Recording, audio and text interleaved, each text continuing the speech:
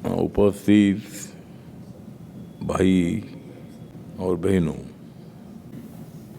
आज का दिन हम सब लोगों के लिए बहुत बड़ा गर्व का दिन है, क्योंकि करियर प्लस एजुकेशनल सोसाइटी 25 साल पूरे किए हैं। आपने इस क्षेत्र में किए हैं पूरे 25 साल। आपने एजुकेशन क्षेत्र में किए हैं 25 साल। इसलिए मैं पूछने आया हूँ आपको आपका हाल। एजुकेशन एक प्रगति का जाल। एजुकेशन तो है एक बहुत ही प्रगति का जाल। अगर अच्छा पढ़ाई करोगे तो बहुत सारा मिलेगा आपको माल। तो आपकी सोसाइटी ने 25 साल पूरे किए हैं और आज के प्रोग्राम के आयोजक अनुज अग्रवाल या प्रमुख उपस्थिति बलवीर सिंह जी, इफ्को के उपाध्यक्ष, योगेंद्र नारायण, पूर्व महासचिव राज्यसभा, नीरज कुशवाहा, संस्थापक और भी कई मान्यवर यहाँ मौजूद है। करियर प्लस एजुकेशनल सोसाइटी की रजत जयंती के शुभ अवसर पर आपकी 25 वर्षों के सतत संघर्ष और अपने सामाजिक लक्ष्य की इस साधना का फल है कि आज आप सभी विद्वज्जन एकेडमिक दुनिया से जुड़े धुरंधर इस कार्यक्रम में आज एकत्रित हुए हैं। मैं आपकी सहयोग और सामूहिक सफलता के लिए ढेरों बधाइयाँ और शुभकामनाएं देता हूँ। मैं करता हूँ तुम्हारे दुश्मनों का सामना। मैं करता हूँ तुम्हारे दुश्मनों का सामना और मैं रजत जयंती के अवसर पर मैं आपको देता हूँ मेरे तरफ से शुभकामना। साथियों, मुझे ज्ञात हुआ कि आज एक विशेष व्याख्यान सत्र भी है, जो कि हमारे आदर्श और मार्गदर्शक भारतीय राजनीति के शिखर पुरुष, पूर्व प्रधानमंत्री अटल बिहारी वाजपेयी के जन्म शती वर्ष व उनकी पुण्यतिथि के अवसर पर आयोजित किया जा रहा। इसके लिए आयोजित संस्था करियर प्लस एजुकेशनल सोसाइटी को मैं साधुवाद देता हूँ, बधाई देता हूँ। ये संस्था सिविल सेवाओं के लिए प्रतिभागियों के लिए पिछले 25 वर्षों से काम कर रही है और मेरे मंत्रालय से भी ये संस्था जुड़ी है और सामाजिक सरोकारों की जिम्मेदारी आपने निभाई है। उसके लिए मैं संस्था के प्रबंधकों और इससे जुड़े सभी प्रतिभागियों और सहयोगियों को बधाई देता हूँ।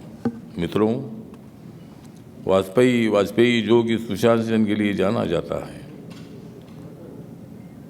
और एक बेहतरीन नेतृत्व की मिसाल पेश करते हुए जिस तरह उन्होंने अपना कार्यकाल पूरा किया था, ये भारतीय राजनीति नहीं बल्कि सभी के लिए लीडरशिप को समझने और सुशासन के गुणों को सीखने का बृहत अध्याय है।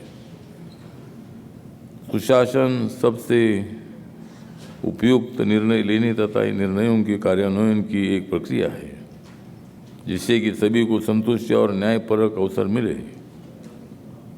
अटल बिहारी वाजपेयी का जन्म 25 दिसंबर 1924 को ग्वालियर, मध्य प्रदेश में हुआ और अटल जी के साथ मेरे बहुत अच्छे संबंध थे।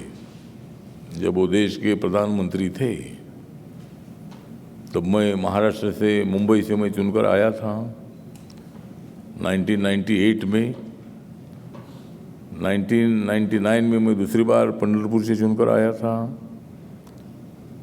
तो उसी वक्त 1998 में अटल जी प्रधानमंत्री बने थे 11 महीने के लिए। उसके पहले 11 दिन के लिए बने थे। उसके बाद 6 साल के लिए बने थे, बाद में 5 साल के लिए बने थे। और तब मैं मेंबर ऑफ पार्लियामेंट में था, लोकसभा में मैं था।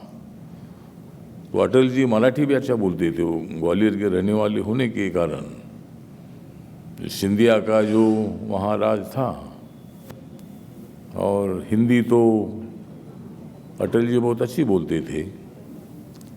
मुझे भी कविता करने की आदत थी पार्लियामेंट में, जब मैं भी कविता करता था वो भी उसकी मज़ा लेते थे।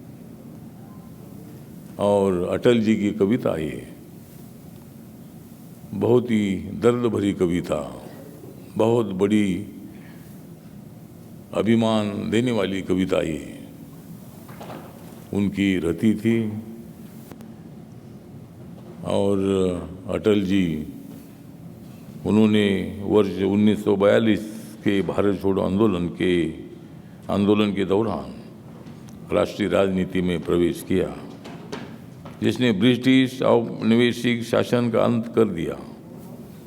वर्ष 1947 में वाजपेयी जी ने दीनदयाल उपाध्याय के समाचार पत्रों के लिए एक पत्रकार के रूप में राष्ट्रधर्म, एक हिंदी मासिक, पांचजन्य, एक हिंदी साप्ताहिक और दैनिक समाचार पत्रों स्वदेश और वीर अर्जुन में काम करना शुरू किया।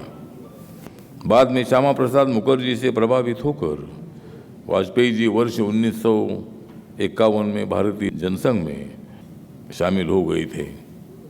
एक सांसद के रूप में वाजपेयी जी को वर्ष 1994 में सर्वश्रेष्ठ सांसद के रूप में पंडित गोविंद वल्लभ पंत पुरस्कार से सम्मानित किया गया था, जो उन्हें सभी सांसदों के लिए एक रोल मॉडल के रूप में परिभाषित करता है। उन्हें वर्ष 2015 में देश के सर्वोच्च नागरिक सम्मान भारत रत्न से और वर्ष 1994 में दूसरे सर्वोच्च नागरिक सम्मान पद्म विभूषण से सम्मानित किया गया था। उनका संपूर्ण जीवन वृत्त ही सुशासन के विद्यार्थियों के लिए आदर्श कुंजिका है। जैसा कि मुझे ज्ञात हुआ, career plus educational society Atal ji के इसी सुशासन मंत्र के आधार पर आगे बढ़ते हुए पिछले 25 वर्ष से देश के लिए अच्छे नागरिक तैयार करने की दिशा में कार्य कर रही है। इस संस्थान से प्रशिक्षित होकर निकले प्रशासनिक अधिकारी और सिविल सेवाकर्मी सुशासन की विरासत के आलोक राष्ट्र निर्माण में योगदान करते हुए देश को नई बुलंदियों पर ले जा रहे हैं।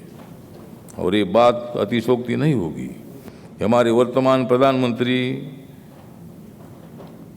माननीय नरेंद्र मोदी जी भी अटल जी की इसी सुशासन की विरासत और शिक्षाओं के आधार पर नए भारत का निर्माण कर रहे हैं।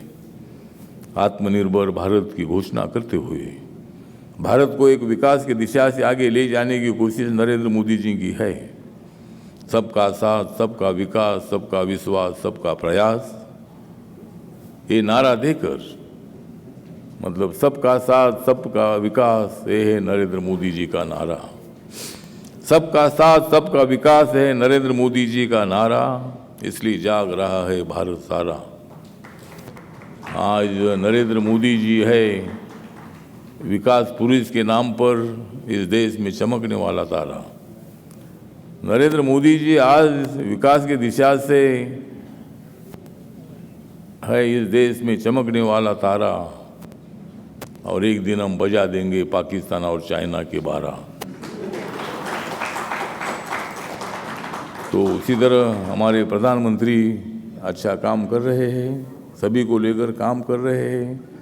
कोई भी जात हो, कोई भी धर्म हो, कोई भी भाषा का आदमी हो, कोई भी पार्टी का आदमी हो, सभी लोगों के लिए हम काम करते हैं।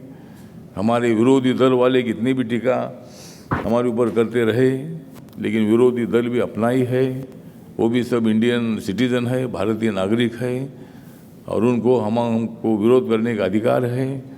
जितना वो ज़्यादा विरोध करेंगे उतनी हमारी सीटें बढ़ेगी, और कितना भी विरोध करना है उतना विरोध करो। लेकिन 2024 में और भी माननीय नरेंद्र मोदी जी प्रधानमंत्री बनेंगे। नरेंद्र मोदी जी प्रधानमंत्री बनेंगे तो मैं भी मंत्री बनूंगा। और मैं मंत्री बनूंगा तो मोदी जी प्रधानमंत्री बनेंगे।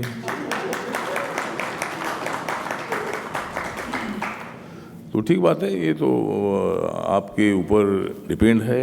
जो लोग, जनता जिसको चुनेगी उसको सत्ता में आने का अधिकार है, और हर पार्टी को सत्ता में आने की कोशिश करने का अधिकार है। सभी पार्टियां उसके लिए कोशिश कर सकती है। तो इसीलिए आज यहाँ अटल बिहारी वाजपेयी साहब के आदर्शों को लेकर नरेंद्र मोदी जी आगे बढ़ रहे हैं। और इसीलिए मतलब हमारा शासन व्यावहारिक भाषा में मैनेजमेंट, डिसीजन मेकिंग आदि शब्द से बनता है, जैसे कि कॉरपोरेट प्रशासन, अंतर्राष्ट्रीय प्रशासन, राष्ट्रीय प्रशासन, स्थानीय शासन। और इसको थोड़ा अधिक गहराई से समझने की आवश्यकता है, क्योंकि प्रशासनिक सेवाओं में बृहद दृष्टि और एक्टिव अप्रोच निर्णय लेने में सहायक होता है। तो इसीलिए मतलब एक करियर प्लस एजुकेशनल सोसाइटी जो है, तो इन्होंने मतलब बहुत अच्छा काम किया है। और इस अवसर पर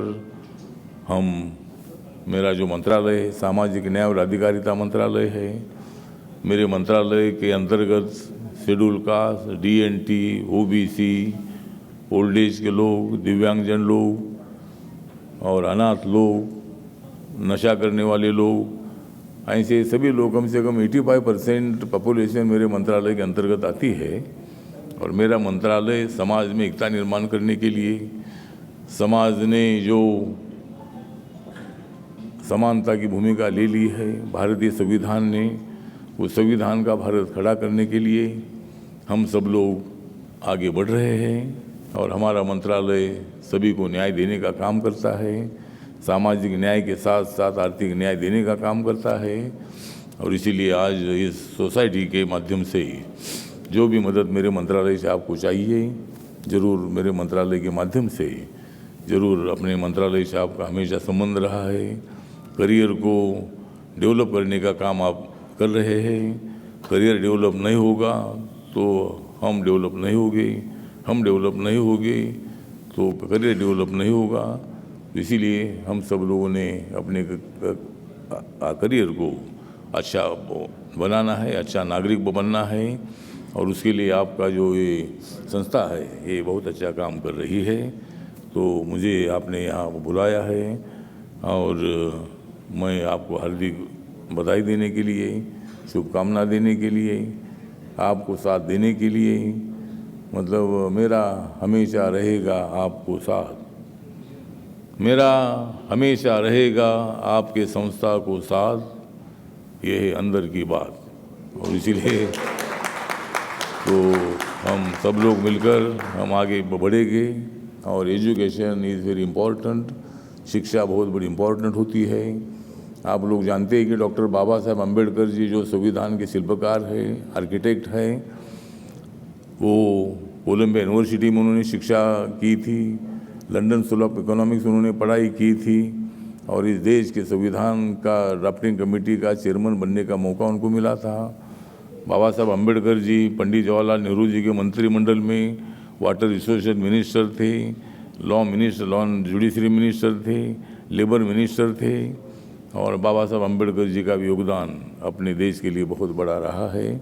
तो इसीलिए शिक्षा बहुत बड़ी इम्पोर्टेंट है। शिक्षा अगर हम नहीं लेंगे शिक्षा, हम अगर नहीं लेंगे शिक्षा तो कैसा बदल जाएगा ज़िंदगी का नक्शा। अगर आपको शिक्षा अगर आपको लेनी है तो शिक्षा से ही अपनी प्रगति होती है। तो इसीलिए शिक्षा बहुत बड़ी इम्पोर्टेंट है।